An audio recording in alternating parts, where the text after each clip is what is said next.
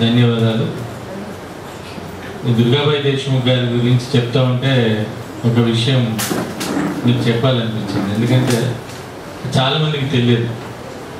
దుర్గాబాయి దేశ్ముఖ్ గారిని బయట పెట్టడానికి ఒకటి మహిళా కారణమైతే, హిందూ కోడ్ బిల్లుని పార్లమెంట్లో పెట్టడానికి సపోర్ట్ చేసిన ఏకైక నాయకురాలు. దాన్ని సపోర్ట్ చేస్తాను దేశవ్యాప్తంగా మీటింగులు పాల్గొని ప్రసంగించి, అట్లా ఒక రకంగా క్యాస్ట్, తర్వాత జెండర్ ఇష్యూస్, అంటే దళిత ఇష్యూ కావచ్చు, క్యాస్ట్ ఇష్యూ కావచ్చు, ఒక సిమిలర్ అప్రేషన్ ఉంటుంది.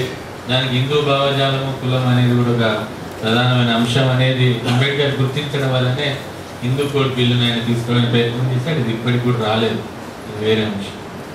తర్వాత ఇప్పుడు ఏదైతే మనం మాట్లాడుకున్న విషయాలన్నింటినీ ఇంకా చాలా చర్చించాల్సి ఉంది, చాలా విషయాల్ని పరిష్కరించుకోవాల్సి ఉంది. నాకు కూడా అనిపిస్తున్నది ఏంటంటే, ఎక్కడైనా డిస్క్రిమినేషన్ ఉన్నది అంటే నంబర్ పెరగాలి. ఈరోజు మీడియాలో కూడా విమెన్ మీద చాలా డిస్క్రిమినేషన్, చాలా హరాస్మెంట్. కారణం ఏంటంటే 2, 3, 4 ఉంటారు, వాళ్ళ నంబర్ సరిపోదు.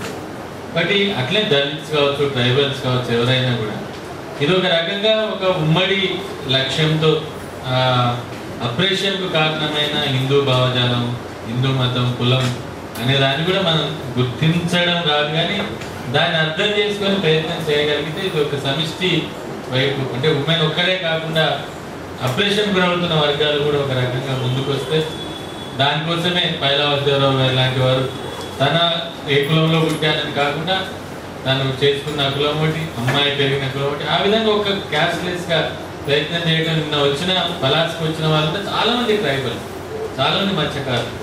ఆ విధంగా ఒక రకంగా అప్రెస్డ్ కమ్యూనిటీస్ కోసం పనిచేయడం. తర్వాత ఇవాళ చాలామంది శంకర్ గోయల్ లాంటి వాళ్ళు ట్రైబల్స్ దగ్గరికి అక్కడే జీవితానికి గడిపి అక్కడే హత్య కూడా గురయ్యారు. అంటే ఇటువంటి వాళ్ళ యొక్క ఆదర్శాలు ఈ సమాజం ముందుకు పోవడానికి ఉపయోగపడతాయి. శ్రీకాకుళం పోరాటం కనుక లేకుంటే నా ఉద్దేశంలో ఐటీడీఏలు లేవు. ఈరోజు మనం కొట్లాడి తెచ్చుకున్న సప్లాన్ కూడా లేవు. ట్రైబల్ సప్లాన్ 1974లో because of Naxalbari Srikakulam తీసుకురావడం అనేది జరిగింది. కాబట్టి ఉద్యమాలు అనేటివి ఒక రకంగా సమాజం ముందుకెళ్తారు. ఆ సమాజం ముందుకెళ్ళేటప్పుడు దాంట్లో ఉండే సమస్యలను తీసుకొని మళ్ళీ ముందుకెళ్లాల్సిన అవసరం ఉంటుంది.